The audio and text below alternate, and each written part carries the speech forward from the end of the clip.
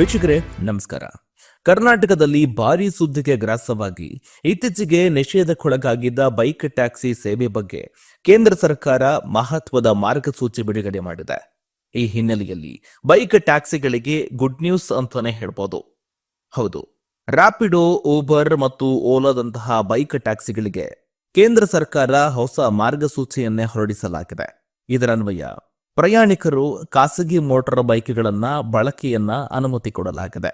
ಕೇಂದ್ರ ಮೋಟಾರ್ ವಾಹನ ಸಂಗ್ರಾಹಕ ಮಾರ್ಗಸೂಚಿಗಳು 2025 ರಾಜ್ಯ ಸರ್ಕಾರದ ಅನುಮೋದನೆಗೆ ಒಳಪಟ್ಟು ಪ್ರಯಾಣಿಕರು ಅಂದ್ರೆ ಖಾಸಗಿ ಮೋಟಾರ್ ಬೈಕ್ಗಳನ್ನ ಬಳಕೆ ಮಾಡಿಕೊಳ್ಳಬಹುದು ಅಂತ ಅನುಮತಿಸಲಾಗ್ತಾ ಇದೆ.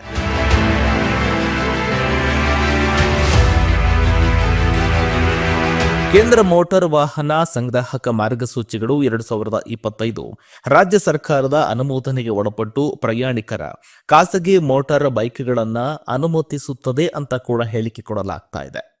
ರಸ್ತೆ ಸಾರಿಗೆ ಮತ್ತು ಹೆದ್ದಾರಿ ಸಚಿವಾಲಯವು ಮೋಟಾರ್ ವಾಹನ ಸಂಗ್ರಾಹಕ ಮಾರ್ಗಸೂಚಿಗಳು 2025 ಹೊರಡಿಸಿದ್ದು, ರಾಜ್ಯ ಸರ್ಕಾರಗಳು ಅಗ್ರಿಗೇಟರ್ ಪ್ಲಾಟ್ಫಾರ್ಮ್ಗಳ ಮೂಲಕ ಪ್ರಯಾಣಿಕರನ್ನ ಸಾಗಿಸುವುದಕ್ಕೆ ಅಂದ್ರೆ ಖಾಸಗಿ ದ್ವಿಚಕ್ರ ವಾಹನಗಳನ್ನ ಬಳಕೆ ಮಾಡಿಕೊಳ್ಳುವುದಕ್ಕೆ ಅನುಮತಿ ನೀಡಬಹುದು ಅಂತ ಹೇಳಿಕೆ ಕೊಟ್ಟಿದ್ದಾರೆ.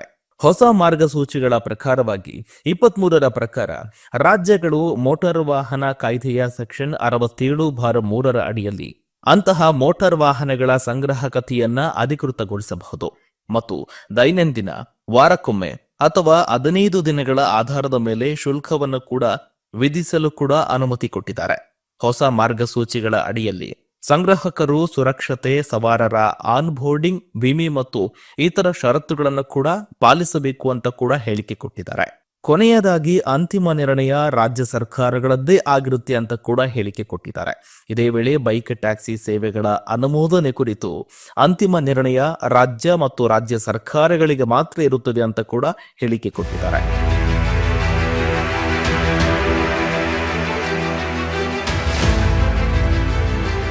ಇನ್ನು ಕರ್ನಾಟಕದಲ್ಲಿ ಬೈಕ್ ಟ್ಯಾಕ್ಸಿ ಸೇವೆ ಬಗ್ಗೆ ನಿಷೇಧ ಹೇರಿರುವ ಬಗ್ಗೆ ಕೇಂದ್ರ ಸರ್ಕಾರ ಈ ಮಾರ್ಗಸೂಚಿ ಹೊರಡಿಸಿರುವುದು ಕೂಡ ಬೈಕ್ ಟ್ಯಾಕ್ಸಿ ಸೇವಾ ಸಂಸ್ಥೆಗಳಿಗೆ ಬಿಗ್ ರಿಲೀಫ್ ನೀಡಿದೆ.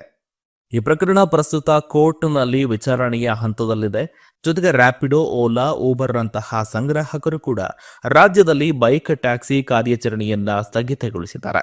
ಈತ ಬೈಕ್ ಟ್ಯಾಕ್ಸಿ ಚಾಲಕರು ಮತ್ತು ಅಗ್ರಿಗೇಟರ್ ಸಂಸ್ಥೆಗಳು ಈ ಸಂಬಂಧ ರಾಜ್ಯ ಸರ್ಕಾರದೊಂದಿಗೆ ಚರ್ಚೆ ಮಾಡ್ತಾ ಇದ್ದಾರೆ.